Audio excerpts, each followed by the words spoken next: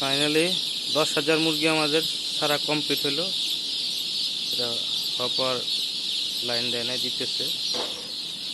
Temperature মোটামুটি ভালোই আছে, এই জন্য বাচ্চাগুলো দৌড়াদৌড়ি করতেছে খুব সুন্দর।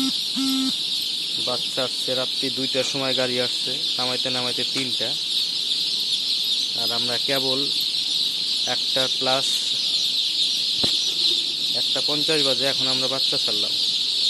খুব ভয়ে ছিলাম, না জানি কত বাচ্চা মারা যায়।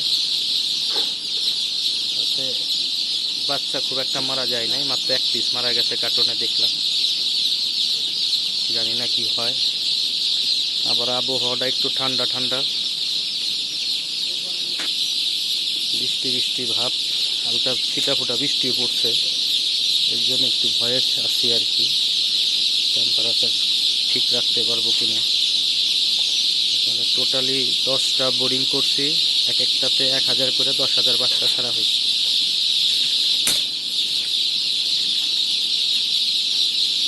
সবাই ভালো থাকবেন, আমার জন্য দোয়া করবেন, আমাদের সকলের জন্য।